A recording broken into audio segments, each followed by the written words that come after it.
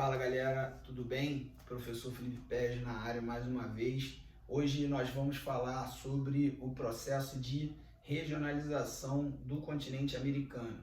Vou usar a sua própria apostila, o seu próprio material, porque fica mais fácil, né, de você me acompanhar, fica mais fácil de você assistir essa aula acompanhando o que eu estou falando no seu material. Galera, hoje a gente vai falar sobre o módulo 10 do 8º ano, capítulo América e regionalização. Na verdade, o continente americano, ele não tem regionalização, ele tem regionalizações, porque são diferentes regionalizações que vão estar sendo atribuídas ao continente americano. Por exemplo, o continente americano, ele tem a regionalização física, ele tem a regionalização política, ele tem a regionalização econômica, ele tem a regionalização em blocos econômicos. Então, assim, são diversas regionalizações. E aí, nesse primeiro momento, eu queria que vocês entendessem comigo, primeiro, o que é o conceito de regionalização. O que eu estou querendo dizer quando eu falo em regionalizar o continente americano. Bom, queridos, o continente americano, ele vai ser regionalizado das formas como eu te falei. E o que é esse conceito de regionalização?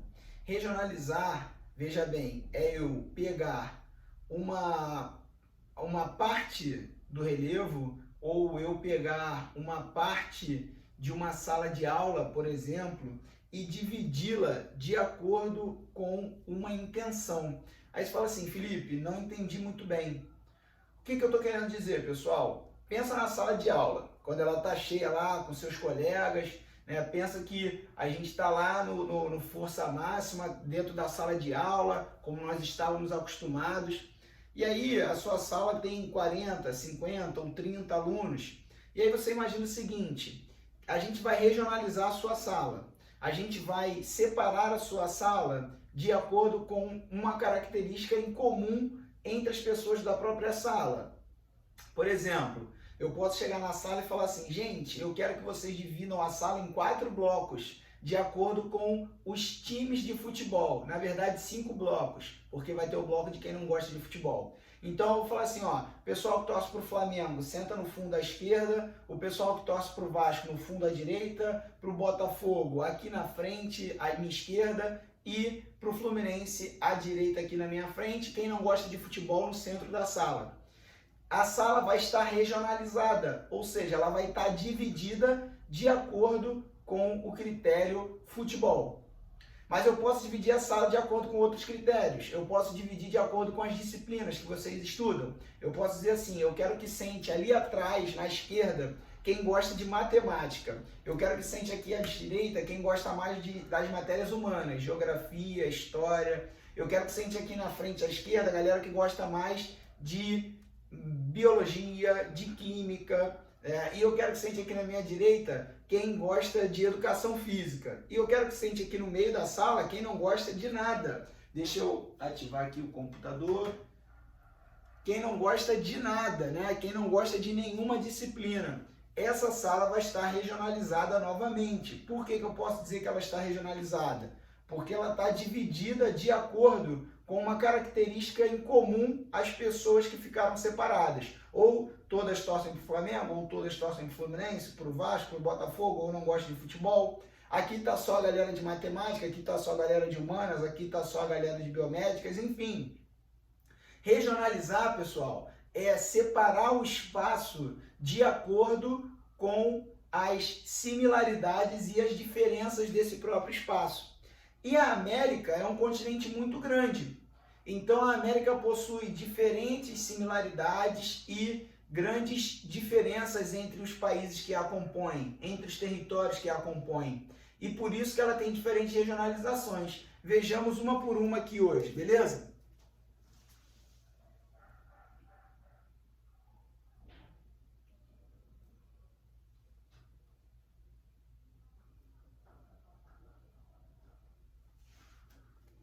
Uma divisão muito utilizada para o continente americano é essa daqui, a de América Anglo-Saxônica e América Latina.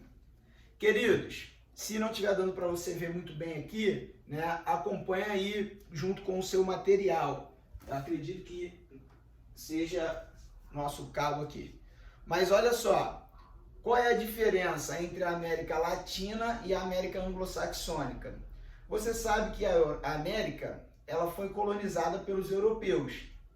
E aí nós tivemos uma parte da América que foi colonizado pelos portugueses e pelos espanhóis e outra parte do continente americano que foi colonizado por ingleses, por franceses. A parte da América que foi colonizada por espanhóis ou portugueses é a chamada América Latina. Tudo bem?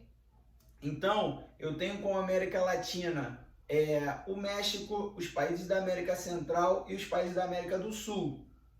E eu tenho como América Anglo-Saxônica Canadá e Estados Unidos, beleza?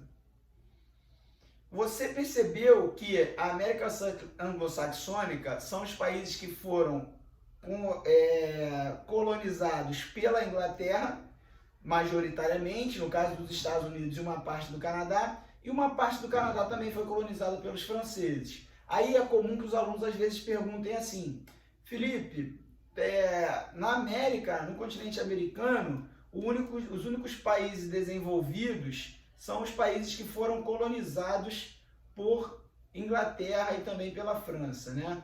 No caso do Canadá particularmente. Isso quer dizer que se o Brasil fosse colonizado, tivesse sido colonizado pela Inglaterra ao invés de Portugal, nós teríamos hoje o Brasil como um país desenvolvido? O que vocês acham? Não, acertou quem respondeu não. Por quê, pessoal? Porque nós temos o fato do país ser desenvolvido ou subdesenvolvido atrelado ao processo de colonização. Brasil foi uma colônia de exploração. Portugal levava o ouro do Brasil o máximo que ele podia o tempo inteiro. Enquanto que enquanto que os Estados Unidos, com a colonização da Inglaterra, teve uma colonização de povoamento. Então, os Estados Unidos, ele teve um processo de ocupação, né, de colonização, onde que a riqueza produzida dentro do território estadunidense ficava no próprio Estados Unidos. Com o Brasil, não. Toda a nossa riqueza, Portugal só tirava e levava cada vez mais. O máximo que pôde roubar, Portugal roubou do Brasil. Canadá e Estados Unidos não tiveram essa colonização de exploração, de saqueamento o tempo inteiro. Estados Unidos e Canadá tiveram uma colonização de povoamento. Então essa é a diferença, essa é uma dos grandes fatores que ajudam a explicar o fato da América Anglo-Saxônica ser formada por países desenvolvidos e da América Latina ser formada por países subdesenvolvidos, tá? Então, se nós fôssemos colonizados, tivéssemos sido colonizados pela Inglaterra, o máximo que nós teríamos de diferente é que nós seríamos um país com a população falando inglês. Mas a Inglaterra colonizou mais de 65% do mundo e nós não temos 65% de países desenvolvidos no planeta, tá? A Índia, por exemplo, é um grande exemplo de colônia britânica que não é país desenvolvido. Então, o desenvolvimento está associado ao processo de colonização e não ao país colonizador, beleza? Então, essa é a primeira divisão aí.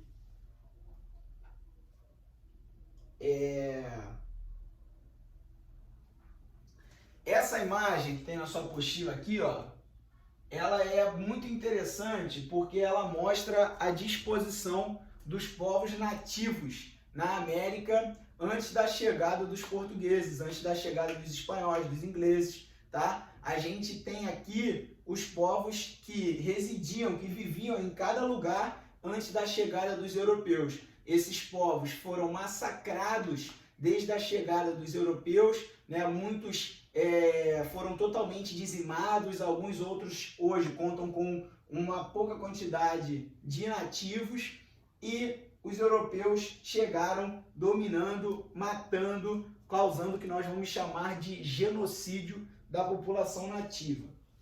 Seguindo,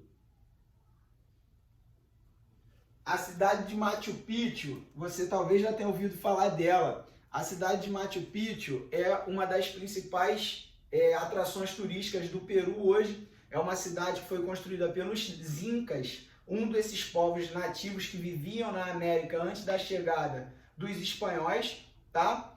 E a gente tinha aqui essa característica de vários povos locais que tinham diferentes culturas, diferentes ensinamentos, diferentes saberes. E quando os europeus, portugueses, espanhóis chegaram massacrando essa galera. Os Incas construíram uma cidade lá a mais de 2.800 metros de altitude, que é a cidade de Machu Picchu. Essa cidade ela ficou sumida por 400 anos, a população abandonou ela de propósito para a vegetação crescer e cobrir essa cidade. Ela foi achada por um arqueólogo americano no início do século XX e hoje ela recebe centenas de turistas aí ao longo de todo o ano, né? Mais de milhares de turistas por dia. Machu Picchu é a chamada, foi conhecida como a cidade perdida, a cidade proibida por muito tempo. Hoje ela é uma das 7 maravilhas do mundo. Vale a pena, quem puder conhecer, vá.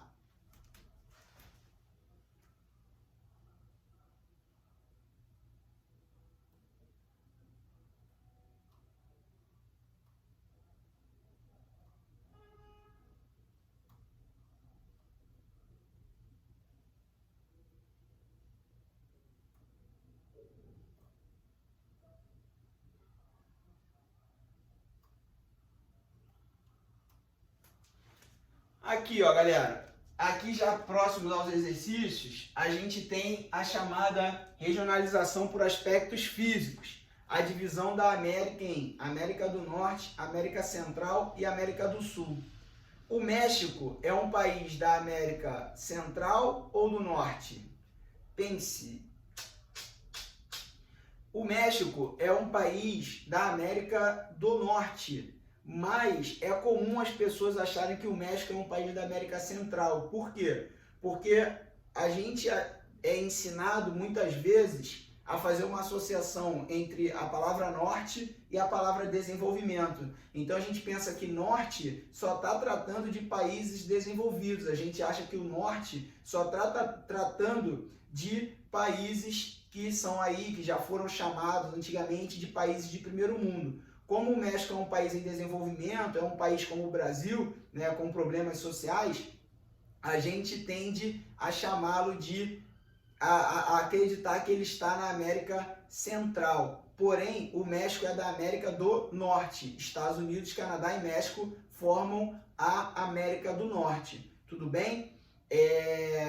Essa divisão, América do Norte, América Central e América do Sul, ela é uma divisão física, uma regionalização física do continente americano. Porém, a gente não pode deixar de saber que o continente americano ele é um só. Essa regionalização que divide ele em 3 é uma classificação física, mas o continente em si é um só. Nós não temos 3 continentes americanos, nós temos um único continente americano. Inclusive, quando a gente vai se referir a uma pessoa nascida nos Estados Unidos, a gente tem mania de falar, o americano, né? Aquele ator americano. Mas nós também somos americanos. O povo da América Central também é americano, né? Eles são norte-americanos, eles são estadunidenses. Mas o continente é um só, americano, todos os povos aqui são, beleza?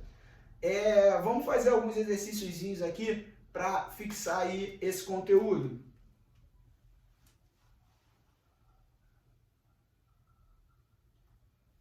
Ó, a questão 1, ela fala assim para você, ó, explique as regionalizações do continente americano a partir de seus aspectos humanos, histórico-linguísticos e de seus aspectos naturais. Então, a primeira questão já pede para você fazer o quê? Falar sobre a regionalização da América, que leva em consideração os aspectos histórico-linguísticos, ou seja, o processo de colonização, a diferenciação entre o que é América Latina e o que é América Anglo-Saxônica, e também os aspectos naturais, para você fazer uma diferenciação, uma classificação entre América do Norte, América Central e América do Sul. Beleza? Primeira questão, ó, molezinha.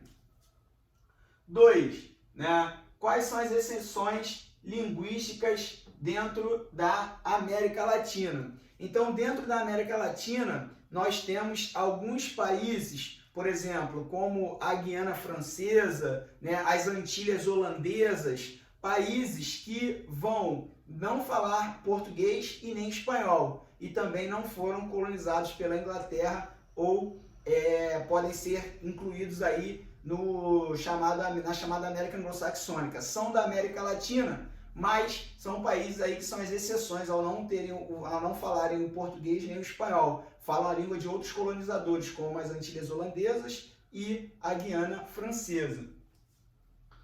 3. Explique o que foi o Pacto Colonial. Queridos, o Pacto Colonial foi o seguinte: nós tínhamos a metrópole e a colônia, né? A metrópole, o colonizador, né? O país rico, que chegava e roubava, né? Colonizava, ocupava essas áreas na América, na África. E a colônia, a metrópole estabeleceu uma seguinte lei: a colônia só pode comprar produtos da metrópole, assim como a colônia só pode vender para a metrópole. Então, quer dizer, a colônia estava refém da metrópole. A colônia não pode vender para outros países e nem pode comprar produtos de outros países. Pacto colonial era isso, foi a relação de obrigatoriedade da colônia em ter que comprar e vender produtos apenas com a sua metrópole. Então, o Brasil passou por esse momento de pacto colonial, o Brasil passou pelo momento em que só podia comprar e vender produtos para Portugal, né? A gente tem esse pacto aí para outros países, nossos vizinhos aqui. A Argentina teve o pacto colonial com os espanhóis, só poderia comprar ou vender produto para a Espanha. Então isso era o pacto colonial, essa exclusividade que a metrópole exigia da colônia. 4. Caracterize a América Latina em seu período pré-colombiano. Então, pré-colombiano é o período antes da chegada do Cristóvão Colombo, né? E aí a gente volta lá naquele mapinha que eu mostrei para você, com as diferentes etnias que existiam aqui na América antes da chegada do Colombo. Tudo bem? Então, isso que é a chamada América pré-colombiana. É aquela América lá com aquela quantidade de povos diferentes que existiam antes da chegada do Cristóvão Colombo e, consequentemente, do restante dos europeus. Beleza? E aqui, ó, caracteriza a América Latina no seu período pós-colonial. Então, o que a gente pode falar de características sobre a América Latina, né? A gente tem uma parcela do continente formada por países subdesenvolvidos, países que sofreram colônia de exploração, países que sofreram com o pacto colonial, países que foram majoritariamente colonizados por Espanha ou Portugal. Tudo bem? E aí, os contextualizados, vou deixar para você fazer, né? Durante a semana aí vai rolando as lives, né? Fiquem à vontade para tirar dúvidas sobre esse módulo. Nos vemos daqui a pouco no módulo seguinte, beleza? Um beijo, gente. Até a próxima.